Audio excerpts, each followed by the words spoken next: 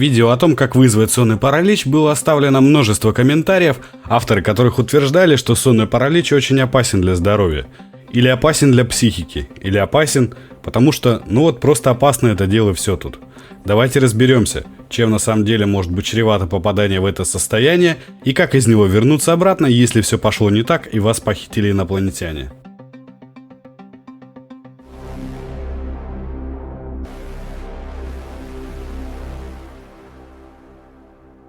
Люди всегда боялись неизвестного и продолжают бояться до сих пор. Страх – это эволюционный механизм, который помог людям выжить сотни тысяч лет назад, потому что лучше испугаться саблезубого тигра и убежать, чем его не заметить и стать обедом. Сонный паралич существует столько же, сколько существует человечество, и 60% человечества его испытывало хотя бы раз в своей жизни. Но большинство людей до сих пор не имеют ни малейшего понятия, что это такое, почему он возникает, как с ним бороться или как его можно использовать. По этой причине наши современники боятся его абсолютно так же, как его боялись наши далекие пещерные предки. Неосведомленный человек, испытывая сонный паралич, обычно убежден, что у него не все ладно с психикой, или он может решить, что с ним произошло что-то мистическое и ужасное. Более выдержанный, спокойный человек, склонный размышлять логически и критически, легче переносит приступы. Ведь он способен осознать, что фактического вреда здоровью данное состояние не причиняет. Обычно такие люди не верят ни в какую мистику, и поэтому в состоянии паралича их не навещают персонажи сериалов «Сверхъестественное» и секретные материалы. Люди, склонные к эмоциональным переживаниям, близко принимающие к сердцу все, что с ними происходит, напротив, более уязвимы. У таких людей чаще всего появляются различные осложнения. В частности, сильный испуг может спровоцировать сердечный приступ и остановку сердца, а это, в свою очередь, может стать причиной гибели человека. Кроме того, у впечатлительных натур, страдающих от частых и сильных проявлений синдрома, во время которых человек в ступоре нередко видит потусторонних существ, которые могут вести себя крайне агрессивно, могут развиваться различные отклонения психического характера. Подобные осложнения встречаются довольно редко.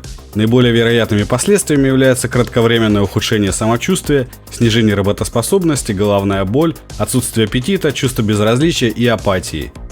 Указанные явления носят, как правило, непродолжительный характер и исчезают, как только человек нормально отдохнет.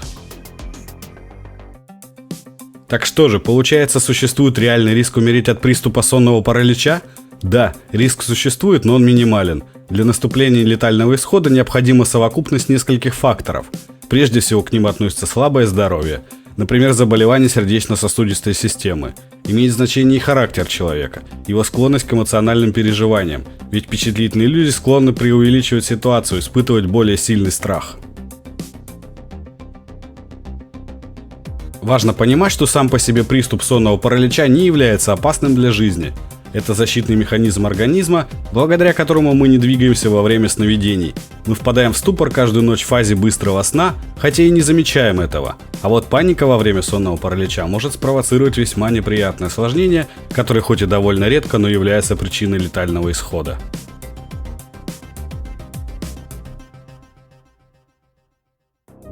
Все, что было сказано ранее, относилось к случаям спонтанного попадания в сонный паралич, без нашего на то желания. А что насчет тех случаев, когда мы хотим попасть в это состояние с помощью техник? На самом деле ситуация тут примерно такая же, как и со случайными приступами.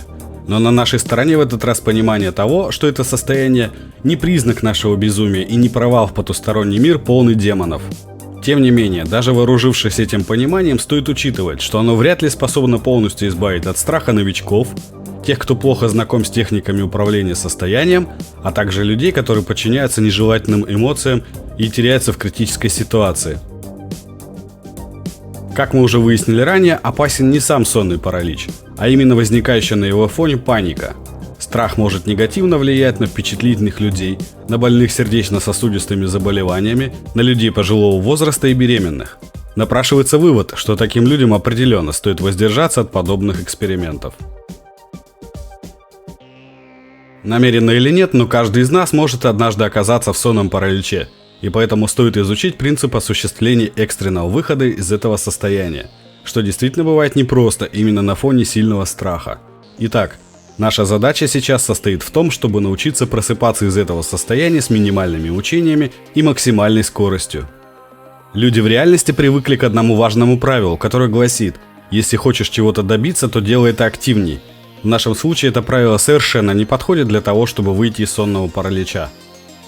Иногда предельные усилия позволяют разорвать ступор и начать двигаться, но чаще всего они еще больше вгоняют в неподвижность. На фоне необычности ситуации и страха паралич может усилиться. Как итог, еще больше действий и еще больше паники.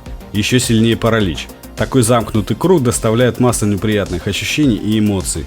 В конечном итоге неосведомленность и незнание правильных действий рождает распространенное мнение, что из сонного паралича можно и не вернуться вообще, поэтому заниматься этим опасно. Как вы уже, наверное, догадались, нужно всего лишь полностью расслабиться и постараться отвлечься от любых ощущений и мыслей о параличе, перестать действовать. Параллельно с этим можно читать молитву, мантру или стишок, так как это позволяет сознанию быстрее отвлечься от ситуации. Постарайтесь успокоиться и попытайтесь избавиться от страха, который сам по себе может удерживать состояние. Периодически надо пытаться двигать пальцем, чтобы понять, появился эффект от расслабления или нет. Нужно стараться шевелить одним пальцем руки или ноги. Сначала это получаться не будет, но нужно концентрировать мысли и усилия именно на этом действии. Через некоторое время физический палец может двигаться. Физиология процесса сонного паралича и сновидений такова, что часть наших возможностей в них всегда соединена с физическим телом. Это движение глазных яблок, движение языка и дыхание. Если сконцентрировать внимание на этих процессах, то они могут растормозить все другие, после чего спящий сможет начать двигаться в реальности. Справедливости ради стоит отметить, что техники экстренного выхода из сонного паралича не всегда срабатывают. Как правило, на фоне долгого недосыпания противостоять такому явлению, как сонный паралич, очень сложно. В таких случаях остается ждать, пока ступор не пройдет сам. Напоследок еще один совет желающим вызвать у себя сонный паралич. Специалисты настоятельно не советуют входить в сонный паралич часто. Регулярные эксперименты нарушают сон, чем истощают организм и сильно вредят нервной системе. Эксперименты не рекомендуется проводить чаще, чем один раз в 10 дней. Причем при условии, что просыпаться на следующий день утром рано не нужно.